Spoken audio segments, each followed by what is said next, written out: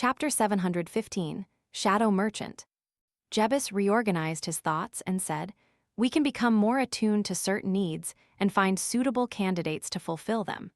We can also facilitate the corresponding transactions through our words and connections." With his conspirer's mind, Lumion pondered seriously for 2 seconds before fully grasping Jebus's true meaning.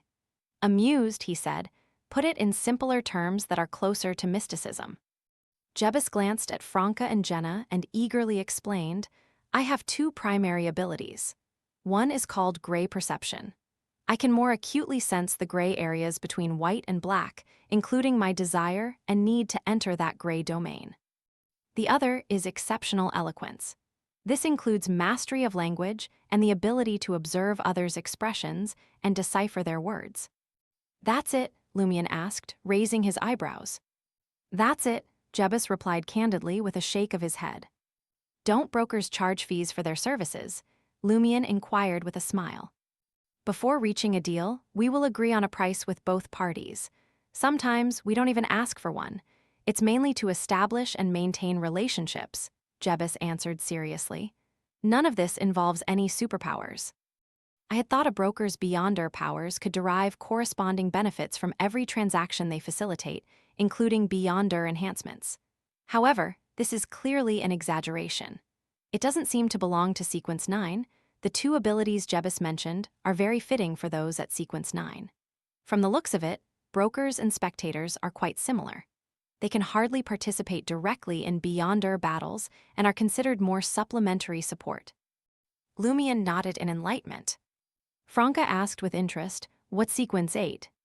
"It's Shadow Merchant," Jebus replied with a smile as he gazed at the demoness of pleasure's face. Without waiting for Franca to inquire further, he took the initiative to explain. "We can detect mysterious creatures and dangerous entities hidden in darkness and shadow while remaining safe from their attacks, thereby allowing us to reach certain deals with them." Jenna couldn't help but ask, "Invulnerable to hidden mysterious creatures and dangerous entities? Isn't this ability too powerful?" Jebus replied with a smile, "That's usually the case, but you can attack the other party first or secretly exert any influence that's disadvantageous to them. You can't harbor malice when striking a deal, lest the other party discovers it. Furthermore, you'll suffer indiscriminate damage if embroiled in a battlefield. You can't make creatures engaged in combat stand down." "What if you see something you shouldn't?" Lumion asked after some thought. "I will endure the corresponding corruption," Jebus answered without attempting to boast.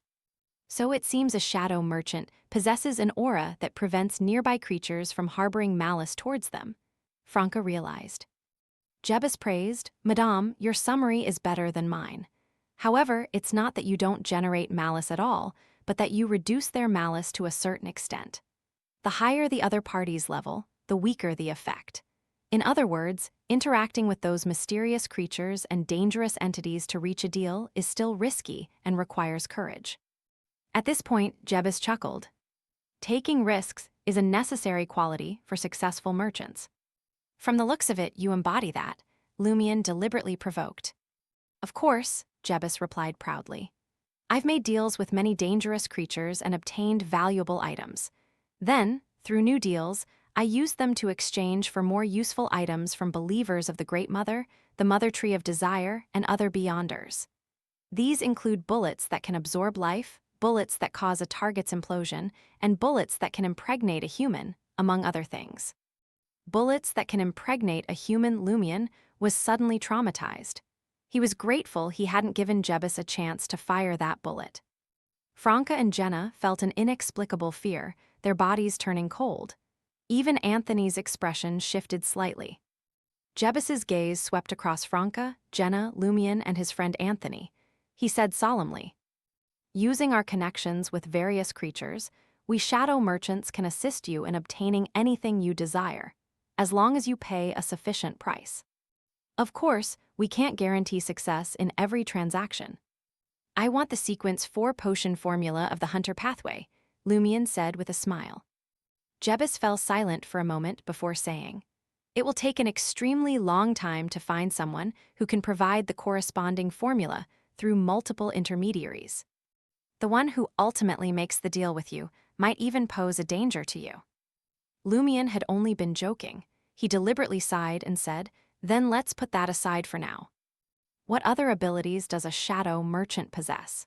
Your abilities can't be limited to just reducing the malice of surrounding creatures and detecting hidden entities." Jebus finally met Lumion's gaze. "I've used some of them in my battles with you, including concealing myself in shadows, transforming into a shadow, and creating fake shadows. They're more protective abilities. I collectively call them shadow utilization." Franca sighed with emotion. Shadow merchants can utilize not only symbolic shadows, but also shadows in reality. Encouraged, Jebus continued, "We can also sign contracts with the shadows of both parties as witnesses, directly connected to each other's souls. If we violate the contract, the shadows will harm our spirits. It's like a powerful curse." "I see." Franca recalled the fellow she had encountered earlier. The man, who also appeared to be a member of the School of Truth, had mentioned that he had a way to ensure the binding power of contracts on both parties. And then Jenna pressed. Jebus suddenly felt a little embarrassed. He coughed twice and said, "We can also rely on symbolic shadow power to secretly modify key terms the moment the contract is signed, making the other party offer more or less." No wonder. Franca finally understood how the man suspected of being a member of the School of Truth had deceived her and Jenna. No wonder he had revealed an abnormality, once she mentioned divining the contract in advance. Shadow merchants are well suited for dealing with beyonders of the Marauder pathway. I wonder which side will ultimately suffer. Lumion didn't give Franca a chance to criticize the shadow merchant. He chuckled and questioned, "What about Sequence 7? "Sequence 7 is Prosecutor," Jebus introduced, as if trying to compensate for the shadow merchant's dark image. "A prosecutor has two abilities. One allows them to discern a target's crimes, but they can't witness the process. The other is based on the first ability. First, declare the other party guilty, then point out the specific crime." Franca turned puzzled. "How can this crime be determined?" "It can't be based on Inti's law, can it? If we meet in the Lone Kingdom, won't your abilities be useless? Do they automatically adapt to local laws?" This seemed to be the first time Jebus had been asked this question. After more than 10 seconds of thought, he replied, "It's likely an act recognized as a crime by most humans. It includes blasphemy, murder, rape, fraud, theft, and so on. Nothing more detailed or categorized." Franca remained unconvinced.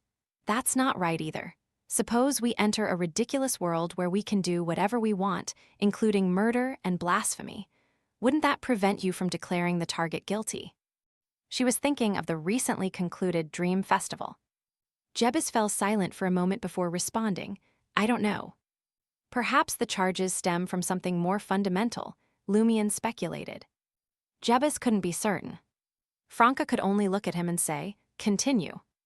Jebus took a moment to recall where he had left off. After pointing out the crime, the target will receive the corresponding punishment from the world itself or some entity. The exact punishment depends on the severity of the target's crime. We can't know in advance. In short, from my experience, the most terrifying punishments are immediate death and loss of control on the spot. In addition, for ongoing crimes, we can directly declare the target guilty. There's no need to specify the charges, effectively saving time. Franca nodded slightly, gaining a new understanding of the battle. "What language did you use when you announced the charge?" Lumion recalled the corresponding details. "It's the words of order. I automatically learned it when I received the prosecutor's boon," Jebus confessed. Lumion offered a curt acknowledgement. "What about Sequence 6? "It's the Ambitionist," Jebus said, his eyes seeming to blaze with flames. "An inexhaustible ambition brings about a powerful physique, keen perception, and outstanding spirituality, driving us to constantly pursue improvements in our combat abilities. And our burning ambitions make us unwilling to rest for a moment. Unless we're prepared to sleep, no one can force us to sleep or faint. In other words, it can effectively resist being forced into dreams, comas, and other debilitating states. Or is it outright immunity?" Lumion immediately understood why Jebus could wake up so quickly when facing the spell of Harumph. "It's resistance," Jebus admitted candidly. Lumion inquired further about ambitionists before asking, "You should be at sequence 5, right?" "Yes," Jebus puffed out his chest in front of the two demonesses.